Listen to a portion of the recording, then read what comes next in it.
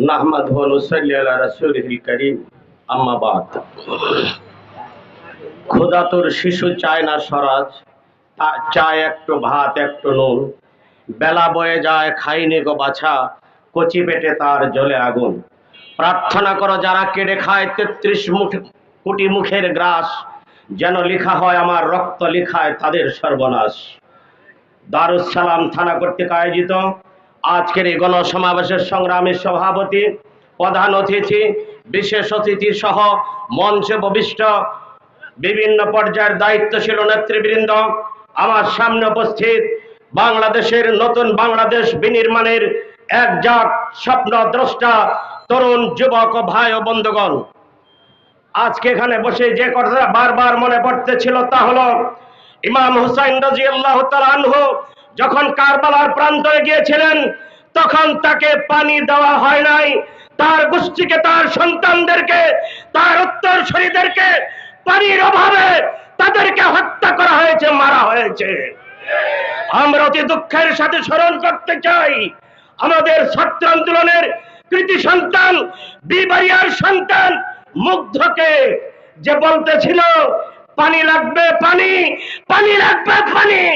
গত সরকারের পেটো বাহিনী সেই তরুণ মুগ্ধকে গুলি করে তার জীবনকে যাত্রা করে দিয়েছে। আমরা তার তীব্র নিন্দা এবং প্রতিবাদ জানাই।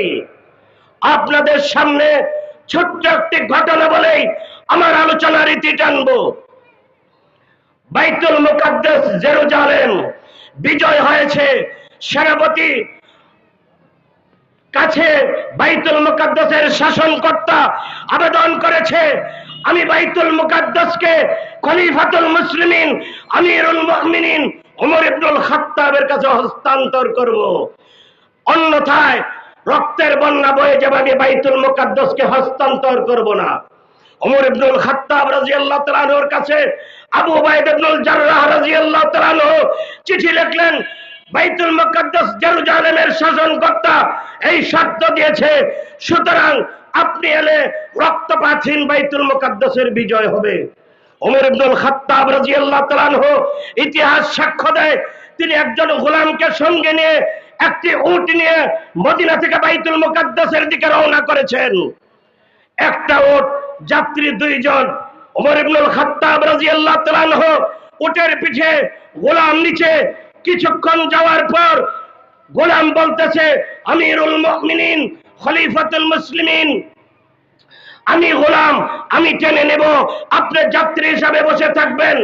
কিন্তু খলিফা বলতেছে, তুমিও মানুষ আমিও মানুষ, সুতরাং এই সফরে পালাক্রমে আমি উটের পিঠে চড়বো, তুমি উটের পিঠে চড়বে, আমিও রশি টানবো, তুমিও রশি টানবে।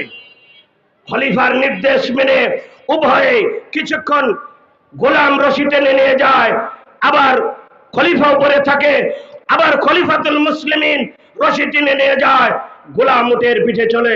এইভাবে পাড়ি দিয়ে দীর্ঘ পথ যখন জেরুজালেমে প্রবেশ করবে, নিয়ম অনুযায়ী তখন খলিফাতুল মুসলিমিনের উটের রশি টানার পালা আর গোলাম উটের পিঠে চড়ার পালা।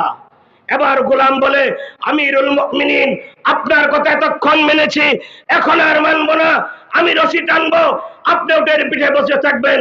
ওমর ইবনুল খাত্তাব রাদিয়াল্লাহু তাআলা আনহু তাকে বললেন, আমি বাদশা, আমি খলিফা, আমার নির্দেশ, যেই নিয়ম অনুযায়ী মদিনা থেকে এই পর্যন্ত এসেছি এখনো সেই নিয়মই হবে, আমি এখন রশি টানবো, তুমি উটের পিঠে চড়ে থাকবে।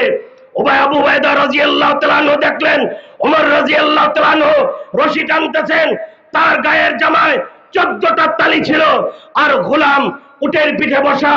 এই অবস্থায় জেরুজালেমের খ্রিস্টান শাসকদের সামনে উপস্থিত হয়েছেন। এর নাম হলো সমঅধিকার, এর নাম হলো সমঅধিকার। আমরা বিশ্বাস চরমনার নেতৃত্বে এমন একটা শাসন ব্যবস্থা কায়েম করতে চাই যেখানে বাদশা এবং গোলাম বা পিয়নের মাঝে কোনো পার্থক্য থাকবে না। তাই আসুন আমরা বিশ্বাস চরমনের হাতকে শক্তিশালী করে ইসলামকে সংসদে নিয়ে যাই, তাহলে দেশ, জনগণ সকলে শান্তি পাবে। খোদা হাফেজ। বাংলাদেশ জিন্দাবাদ, ইসলামী আন্দোলন বাংলাদেশ জিন্দাবাদ, জিন্দাবাদ।